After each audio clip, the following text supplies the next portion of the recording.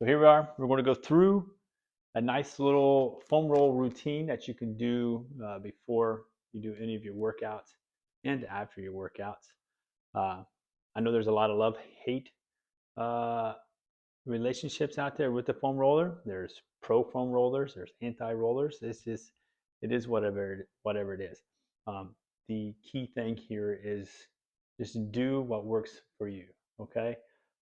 Foam rolling works for me. I get great benefits from it. I train 7 days a week pretty vigorously, and it hasn't caused any injury for me. So I foam roll. I am going to go through some of these fairly quickly, just so that way you can get an idea of what areas to hit. But if you do happen to find a hot spot, hang out there for a minute. Pause this video if you're following along and work through those hot spots. Take 5 to 8 deep breaths, hang out on that spot, and let it dissipate. Now, what do I mean by a hot spot? You'll know when you find one. It's that spot that just woof, makes you kind of grunt a little bit, okay? Quick note about foam rollers. It's a kind of a pain that doesn't cause injury, so don't be stressful. Don't be stressed about it. Another key thing is to foam roll with the grain of the muscle. Don't go against the grain. And then lastly, don't foam roll like direct muscle. So like don't foam roll your shins directly on the muscle. You can foam roll on the outside if you need to, but don't foam roll correction. Don't foam roll directly on the bone. Always try to roll the muscle, okay? So let's start out. We're just sitting on the roller, kind of getting comfortable on it. Some people get a lot of benefit from just this, just sitting on the roller, going back and forth. The other key points of foam rolling is to take it in little bite-sized chunks, meaning like when you're rolling out a muscle, don't try to do the whole muscle in one foul swoop. Pick an area, roll through that, then move forward, roll through that, and roll through that.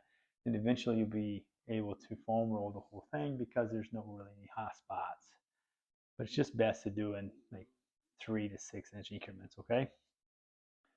So first things first, let's go ahead and lean back, bring that right leg up over the left, lean over onto that right glute, and same thing. Let's get in that lower back area. You want all your weight almost directly on this one glute here, and then just roll back and forth. Just explore, find anything that feels a little bit discomfortable or uncomfortable. Discomfortable. I don't even think it's a word. Anyway, find something that's uncomfortable and hang out there. Then breathe through it, okay? And then once you're done with that side, obviously switch and go to the other side. Another thing I like about foam rolling, it is a pretty good shoulder mobility sometimes, good tricep work because you're like lifting yourself up. If you can't lift yourself up, that's totally fine. Just do what you can, the best that you can. All right? I think that's the key takeaway. Do what you can to the best of your own ability. All right? Now the glutes are done. Now we'll just go back. Let the legs go. Relax, right? Don't be tense, right? We're not trying to roll through tension. We're trying to roll through some relaxation points, all right? And that is key. Keep the muscles relaxed because that's how we get it in the areas that we need. So relax. Roll the hamstrings now back and forth. Hamstrings are probably one of the easiest to roll. For me personally, the outside of my calves that bite down pretty bad, and my good old IT band. I think it's pretty common for a lot of people. All right, now we got from the base of the glute, halfway down the leg, back to the base, halfway down the leg. And you might notice I might move my legs left to right like this. Might point my toes to the right and roll, which is good. Point straight to the ceiling, and then point to the other side. try to hit as much amount of muscle tissue as possible. Now I'll start at my knees and go up, then back.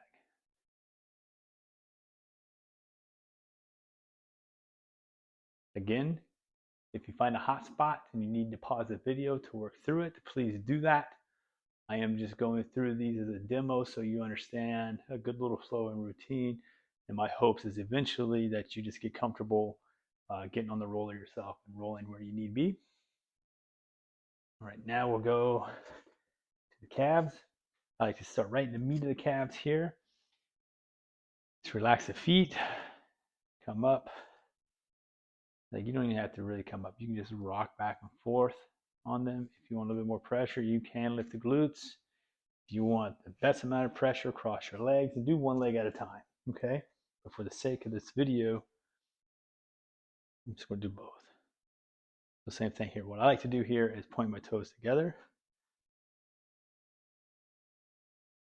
Roll a little bit, now go straight to the ceiling.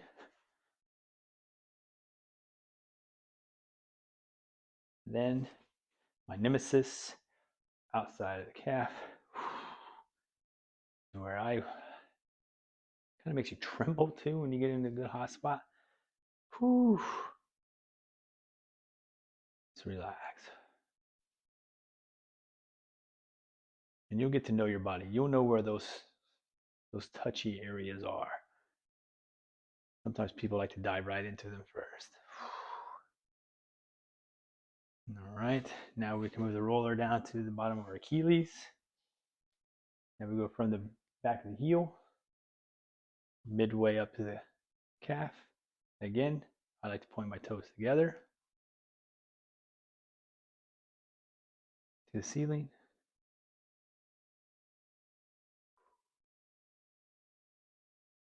And then that lovely outside. It's not so bad here. Once you get through that big chunk of the muscle in the calf, not too bad on the bottom. Or might be. Just depends on who you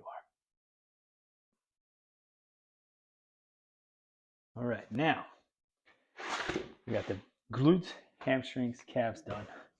Now let's work into the lower back, okay? Now we put it right in the tailbone, also known as the sacrum. All right. Hold each end of the roller, get it nice and put a little bit of pressure on that back. Just try to envision you're wrapping your lower lumbar around the roller, okay?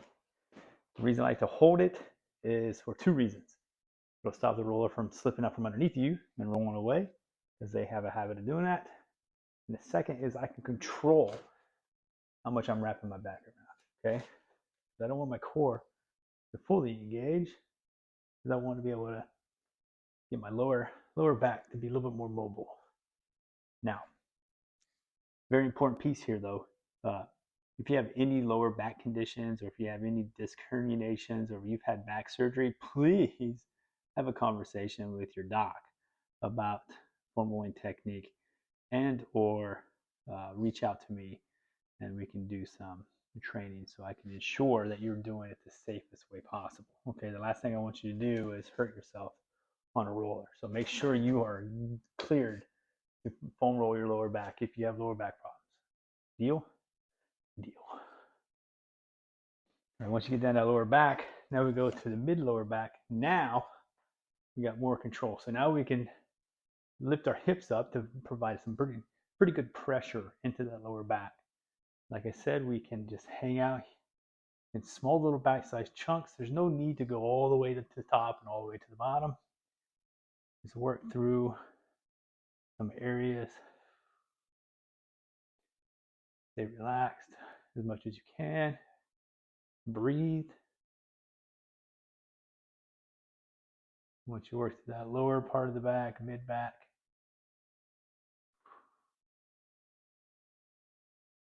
and adjust. So now we'll go up into the bottom of the shoulder blades here. All right, flip my hat around, throw my hood up. Nice. All right. Now I'm getting into the shoulder blades. This is another hot spot for people. I like to give a little bit of love to one side first. If you can. If you can't lift your hips up, that's fine. You can roll with your hips down. So here's the fun part. I have my arms here as I'm rolling through my shoulder blades. Now I'll put my arms to the side and get a little bit deeper for a different muscle group exposed here. Like I said, I am shifting left to right ever so slightly. Just kind of giving love on both sides. And I go above the head.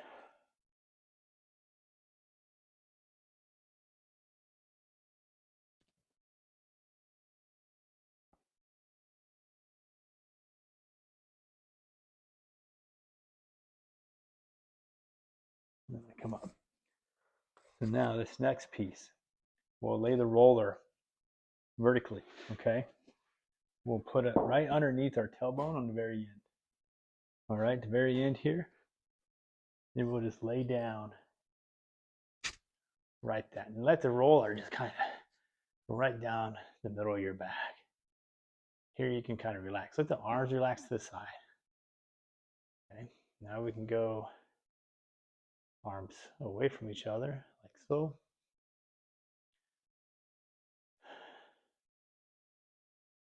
Then we can go above the head. I tell my clients, I call this the little foam roller snow angel. All right. And reach. And slowly bring my arms back through. Also helps open up the chest. And just works all those fun little muscles in the shoulders, back of the shoulder blades, scapula, if you want to be a little bit more technical.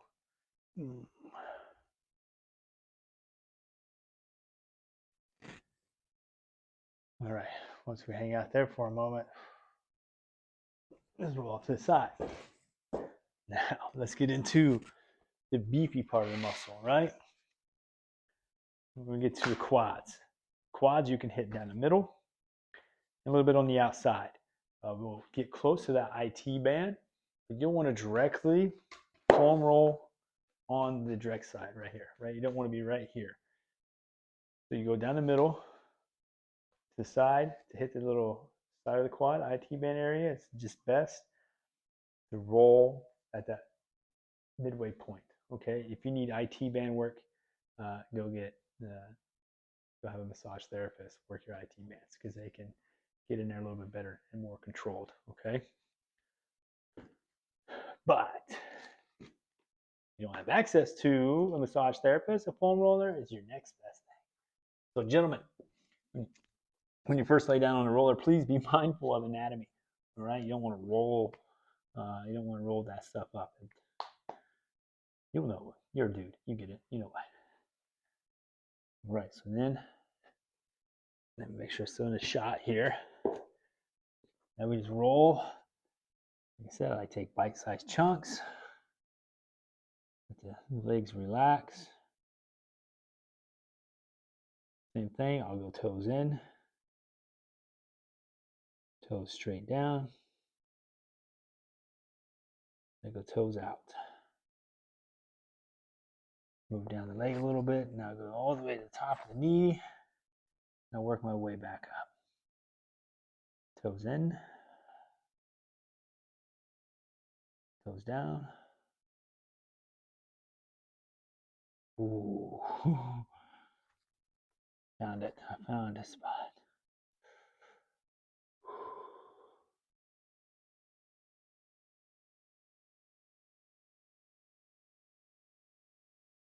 And go toes out.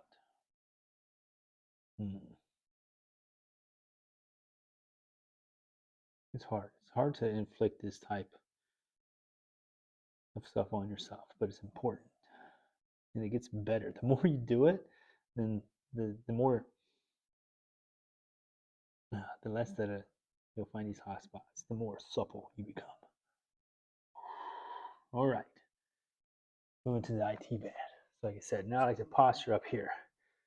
Now we just kind of find that spot. Now to kind of help eliminate as much pressure that you put on to that IT band, you can control it. by bringing this leg up right here, right? And then to kind of help distribute that weight out. I like to start at my knee.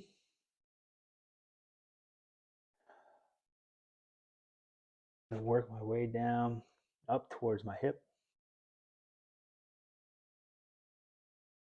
Ooh.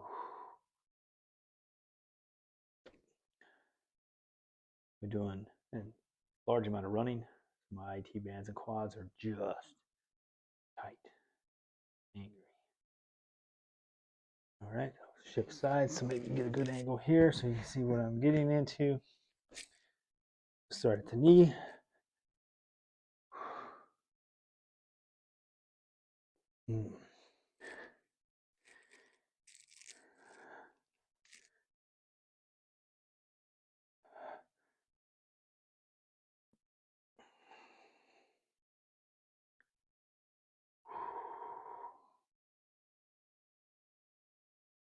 There you have it. Those are super basic areas to hit with the roller. Do them frequently, do them daily, before you work out and even after you work out. You don't have to be here forever. Like I said, you can take about 30 seconds each little muscle group, roll through, but the more you do it, the more you're going to want to kind of dive into areas, and then you can just hang out there. So it just depends, right? That wonderful answer of how long should I foam roll? Well, it depends. Okay, if you have a lot of hot spots and a lot of knots, you might need to foam roll a little bit longer. If you don't have very many knots or hot spots, then it's going to be pretty quick for you. But yep, there you have it. In general, basic foam rolling flow you can do that will just be beneficial all around. Enjoy.